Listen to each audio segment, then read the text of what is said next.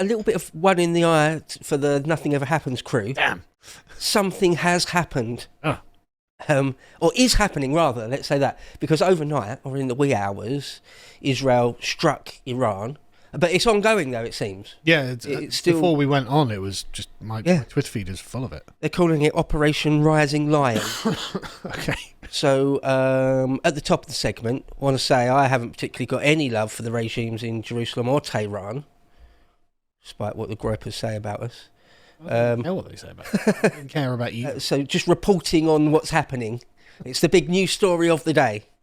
Operation Rising Lion. And it looks like, if you believe what's coming out of Jerusalem, that it's not going to be just one night of strikes. They've really pulled... Nettie has really pulled the trigger on this thing, finally. Yeah. I think we might be going with an ironic thumb that says no one saw this coming. Everyone saw this coming, right? I wrote an article like 3 years ago, and I got no special insight, particularly. Yeah. Oh, there you go, yeah. Nobody could have ever predicted Israel being aggressive towards its Middle Eastern neighbours. Even though... Specifically Iran, though. Especially not Iran. Even though Iran have been very bellicose in their rhetoric for years, and Nettie has been extremely bellicose back. In their rhetoric. Yeah. It's the important thing here. Yeah. They've both been saying they want to screw with each other profoundly. For years and years and years, they've been saying it. Yeah. It's finally coming to a head now. I mean, Netanyahu's been unbelievably warlike towards Iran. It's a persistent thing. His whole career as well. There are clips back from the 1990s saying, we need to... Well, my whole life, whenever I've heard of Netanyahu talking about Iran, it's mostly we need to destroy it. Is that okay? See, to me, as a Anglo outsider on all this just, in my mind, I conceptualise it as the market stall where the rug merchant and the gem merchant is just shaking fists at one another for years and yelling at one another, and it's finally come to a head. Yeah. That's true. So as I say, 3 years ago, I wrote this thing. We were just talking just before we came on air that lecturers always put their own books in the reading list. So I'm going to quote from Dade here. Oh yeah, B. Dade. B. Dade. I basically just said that, like one moonless night at some point, Israel's going to send 100, 200 fast jets to just screw with Iran's nuclear capability. Nuclear, not nuclear.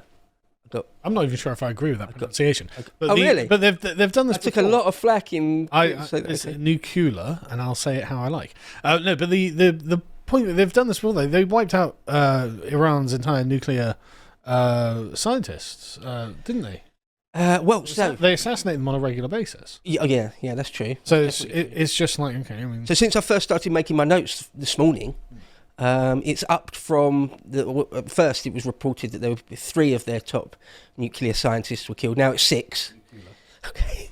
Sorry, go. Where have you got this pronunciation from, Carl? Nuclear? Never heard that before. I think council estates. Well, yeah. Okay. Now it makes sense. One of my defenders in the comments was like, "It's just his accent, bro." Anyway, let's not get sidetracked on that. They've taken out. Well, it's a strategy of decapitation. They call it, which is what Israel did to Hamas, what they did to Hezbollah. It's a tried and tested tactic. Well, it's a good tactic. Right. So they take out the leadership, and it's less effective. They've assassinated the head of Iran's army, the head of Iran's what's their specialist unit? The one Soleimani led. Yeah. I can't remember the name of it. Iranian Guard special forces dude. And 3 of their top guys, the chief of staff of the army. Yeah. They haven't targeted the actual Ayatollah Ali Khamenei. They haven't taken him out. But yeah, so trying to decapitate. He's probably deep under a mountain somewhere. Well, yeah, maybe. I mean, we saw some reports that Netanyahu himself is in the Israeli equivalent of Air Force One flying around. Do you remember on 9/11 they took Bush they put him on Air Force One and flew him around for nearly that whole day, most of the day, because you're actually, arguably, you're actually safer there if you control the skies anyway. Yeah. You're literally not on the ground, so they can't target you. Yeah. So Makes sense. Like this is a stratagem out of Command and Conquer. it's a bit, yeah. Sorry, go on. Hopefully secured all nearby pages. Well, yeah. Right, yeah.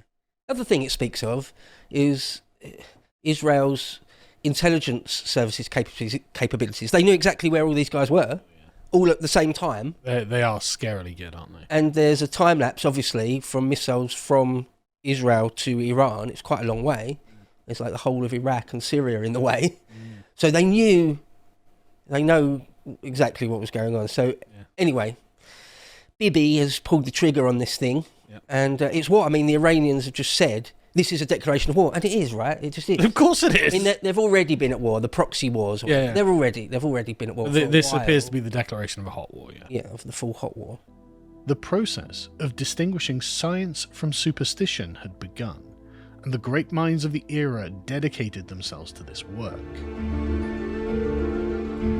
It always strikes me, one point I wanted to make that I made in this article, that it doesn't surprise me, but I find it interesting that there's certain places in the world that are just have always been and continue to this day to be flashpoints, hot points. I mean, you go back to the ancient Assyrians and their fighting wars in that border region, in those mountainous regions between what is today Iran and Iraq. Well, the Persians are in Iran because of the Assyrians.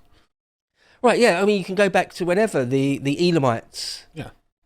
What did I talk about? The Medes, the Persians, the campaigns of Alexander. It goes on and on, and it's still to this day. I mean, it's a small side point, really, but yeah. But the point is, like, where is this going to go exactly? Because it's not like Israel's going to send troops in to occupy the Tiberium fields or anything like that, is it? So it's just going to be missiles raining down on presumably strategic targets in Iran to try and knock out their capabilities. It's like, okay, but what next? Yeah, it seems extremely unlikely that either side will actually send in infantry divisions or tank columns against each other. They sort of can't. Logistic. Well, like you said, there's two countries in the way, right? So unless Iraq and Syria are going to allow for just columns to roll straight through. But I mean, what are they going to do? Is the Iraqi army just going to come out and try and stop the Israelis from rolling tanks? That's the other thing, is that the responses to these kinds of aggressions are always incredibly weak from Israel's enemies, where they're just sort of like, well, I guess we lost. Yeah. Shrug our shoulders, well, we'll take that one on the chin. Iran will fire some missiles back and kill a Palestinian man. Like, okay. Don't know why you're doing this, but by accident. Yeah, it's like, okay. The Iranians did say, as they usually said, like, this is it. That's the last straw. Yeah, every time. Yeah. Every single time. We mean it this time, we're raising the red flag of revenge now. Okay, well, bad luck, individual Palestinian man standing on the street, Unless they have already got nuclear weapons, but we'll get into that in a moment. I think we'd know about it if they did. Well, yeah. They fired back something in the order of 100 drones, and I'm not sure any of them got through to Israel. Right, okay. So the Iron Dome, was it? Yeah, so the Iron Dome seems to be quite effective, doing its job quite well. I mean, far... Iran did send that flurry of missiles. Was it earlier this year or late last year at them? And I think, the one Palestinian. Standing on the street. Again, a couple got through but didn't really do anything except to that one poor guy that it landed on. Well, they seem to specifically target unoccupied areas. That was probably like testing, right? See, if we fire however many will get through in the future if we need to. But it all comes across. It's a lot like the India-Pakistan thing. I don't think the Iranians actually want war. They just have to save face, and so the Israelis, I think, actually do want war. And so the Iranians have got to kind of like rattle their saber back, but they don't want this. Well, I imagine that they don't when you've got like Lindsey Graham and others already going, all right, time for the bloodbath, guys. I just need to bathe in the blood of Iranians, says Lindsey Graham, like with his hands on his cheeks, just like, what's wrong with you, psycho? How does this establish American security? American security? What are you talking about? Wait, what? Yeah, who said anything about that? Yeah, exactly. Well, okay, well, let's mention... the American response. Actually, Samson, can you get the link of Trump's Truth Social? So America said very quickly, we had nothing to do with this. I believe it, to be honest. Yeah, probably didn't. Yeah, probably didn't. And a lot of the world's leaders in the West, like our Prime Minister, are calling for restraint. Like the Netanyahu or the Ayatollah are going to listen to that. Well, I mean, it's the same as when Labour came out with a declaration that Israel needs to stop what it's doing in Gaza, and they carried on doing what they were doing. What leverage do you have? David Lammy, his words went unheeded. I can't believe it. So Donald Trump said this, quote, "I gave Iran chance after chance to make a deal. I told them in the strongest of words to just do it, make a deal. But no matter how hard they tried, no matter how close they got, they just couldn't get it done. I told them it would be much worse than anything they know, anticipated, or were told, that the United States makes the best and most lethal military equipment anywhere in the world, by far, and that Israel has a lot of it, and much more to come. And they know how to use it. Certain Iranian hardliners spoke bravely, but they didn't know what was about to happen. They are all dead now, and it will only get worse. There has already been great death and destruction, but there is still time to make this slaughter, with the next already planned attacks being even more brutal, to come to an end. Iran must make a deal before there is nothing left, and save what was once known as the Iranian Empire. No more death, no more destruction. Just do it before it's too late. God bless you all." So Trump sounds like a man who is not in control of his pit bull, right? That's It does sound like that, yeah. He's just lay down and he won't hurt you. You know, that's what he's saying. I can't control him. You know, they've got loads of stuff. They're going to carry on. We've got apparently no rain on them, so. Yeah. We've already sold them all the hardware. Yeah. Well, I mean, a little bit ago there was those news reports coming about some potential rift between Netanyahu and Trump. Yeah, that it has he'd been, cut off communications. So could this be a consequence of that, or is there, or has there been a reconciliation gone on since then? No, I did, but it just seems that what Trump is saying is America doesn't have any control over Israel. Yeah. I mean, we did a segment with Firaz a week or two ago, talking about some of the breaks between DC and Jerusalem. Yeah, and there have been some. Yeah, certainly. But again, normally Trump's a lot more sort of, I'm the guy in charge about these things. Yeah. And he sounds very much like, yeah, well, this is out of my control. Good luck. Yeah. And he seems actually kind of sympathetic to the Iranians here, actually. Well, I don't think that's a lie. We tried to make a deal with Yeah, Iran I believe it, yeah. again and again, and they just sort of wouldn't. Well, okay, it gets to that point of the question of, should Iran be allowed, should they be allowed to have nuclear weapons? I mean, it's not wise. I agree with that, it's not wise, but then, I mean... Essentially, what we're asking ourselves is the Western Empire, are we an imperial project? Or is Israel an imperial project? Not just Israel. Israel's one part of the imperial project that is the sort of, the collective West. And if we are, then we are going to have to start essentially imposing on other countries, no, you're just not allowed to do that. We're going to make sure you can't. Then like a completely independent part of it, though. And they do also have their own territorial... independent. They've got all of our equipment. They're not completely independent. They do have their own territorial aims as well, outside like grabbing a lot of the territory that currently composes like North Egypt. Who's this? Israel. Yeah. All right. Israel. It's the concept of a greater Israel. Yeah. They have that. So. Well, yeah, but that's the point. Are we an imperial project, or are we the international liberal order? So the international liberal order has got no way to say that Iran can't have nukes, but the imperial projects are saying absolutely you can't have nukes. Right. How dare you even think of it? And we're going to just come in and make sure it doesn't happen. So. They have said that they over years that they would roll Israel into the sea if they could. They refer to the Americans as the Great Satan. They refer to Britain as like the wily old fox. So this is the yappy terrier who's the gates finally open and you've gone in and booted him in the face, and suddenly he's just found out, oh wait, I am just a tiny yappy dog. Because Iran is not a powerful state, right? Otherwise the mullahs wouldn't constantly be rattling their sabers and then tucking their tails between their legs. They'd be doing things. They wouldn't be funding terrorism. They'd be rolling out armies.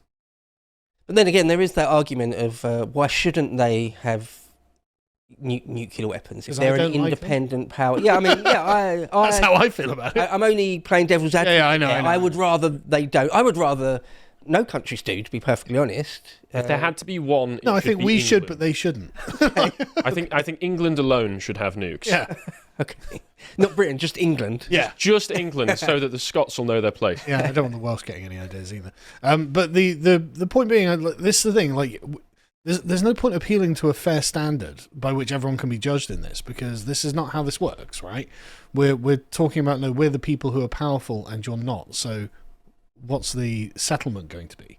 And the Iranians, they're speaking in the sort of thymotic sense, where they're like, oh, we are the proud nation of Iran. It's like, okay, but practically speaking, there's nothing you can do about this. And Israel has been bullying you for decades, and now they're going to bully you some more because of the way that you think you're above your station, basically. And unless you just essentially knock on the head, they're going to keep bullying you. I mean, the Ayatollah came out and made a statement, didn't he, saying something like, Israel will pay for this. Yeah. I'll get his exact statement if you want. They've locked in a sort of disastrous future for themselves and all that sort of thing. So, quick word then about.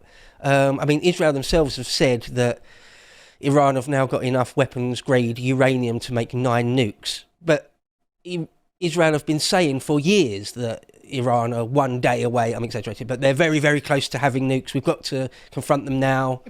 Do you believe them? They've been saying this since the 90s. Right, yeah, right. And it's like, yeah, I'm sure they have been. Even the IAEA are saying that, whether they're truly independent or not, but even they have been saying, no, Iran has got highly enriched uranium now. I mean, I don't mean to laugh because this was war and it's not funny, but Khomeini's tweets are just kind of hilarious. With this crime, the Zionist regime has prepared itself for a bitter, painful fate, which it will definitely see. So you don't have to add that on the end if it's definitely going to happen, right? Which it will definitely see. It's like, it's not going to see it, right? That's not going to happen, right? You're not going to do anything. Yeah, I mean, maybe, I don't know. Yeah, only the future will tell. But we've got a long past of them not doing anything. Well, here's the thing. One thing to note: can anyone, even Israel, prevent Iran from making nuclear weapons? Because a lot of their keep killing their scientists. Because a lot of their facilities are underground, deep inside mountains, basically. How can you really stop them? You can maybe slow them down for years, but if you've got enough of those centrifuges enriching uranium, maybe when enough underground bases, and maybe when the jinns are all in agreement that finally Iran can have nukes. But like, if you look at the tweets, they're just ridiculous, and these are statements of a profoundly weak regime. Like they say, that Zionist regime should anticipate a severe punishment. Okay, what decade are we anticipating the severe punishment? Because you've been saying these exact words literally since I was a kid. By God's grace, the powerful arm of the Islamic Republic's armed forces won't let them go ahead unpunished. Nothing happens. Nothing ever happens. Like, they talk like this all the time, like they are like the Persian Empire, and they're, woe-betide Greece, and then nothing happens, and a few more Iranian scientists or generals or whoever get assassinated. Decades after decades after decades. I don't take anything they say seriously. So far, that is exactly that is a correct description. Isn't it? I mean, I think so. So Carl's going all in on nothing will happen. I'm not saying nothing will happen. I'm saying the Israelis will just keep bombing them and assassinating people, and the Iranians will just go, well, that's the way life goes.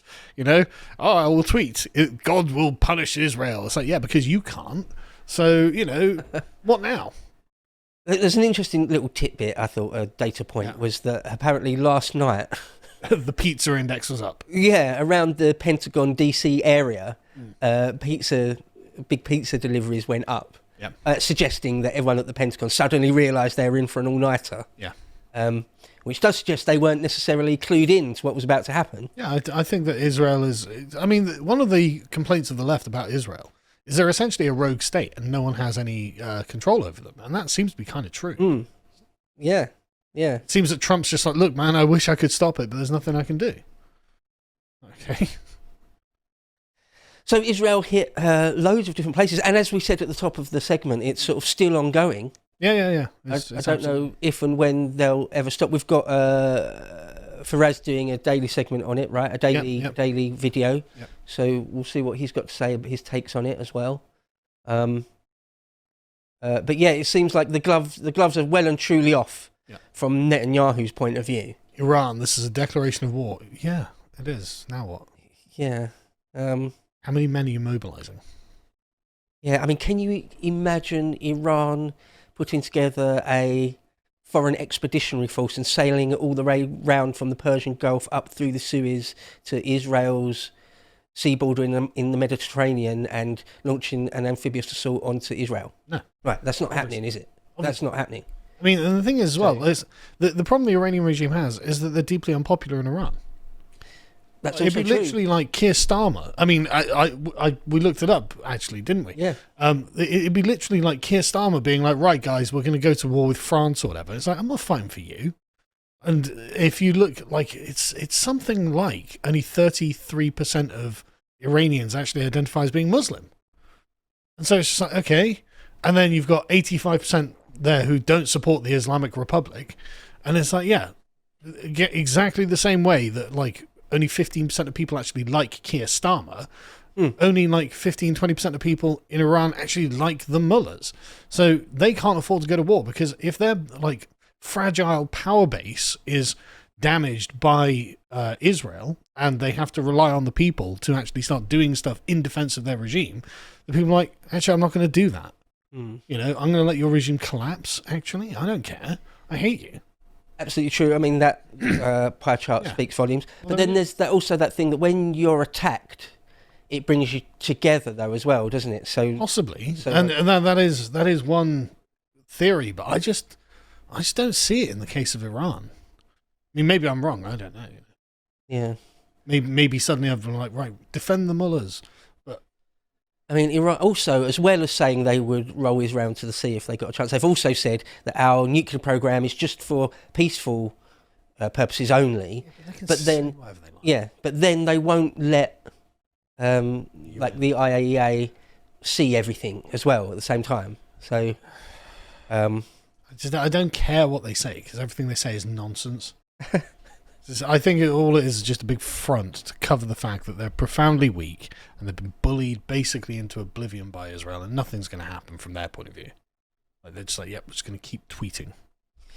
well, I mean, watch this space. We'll see what happens over the coming days and even weeks.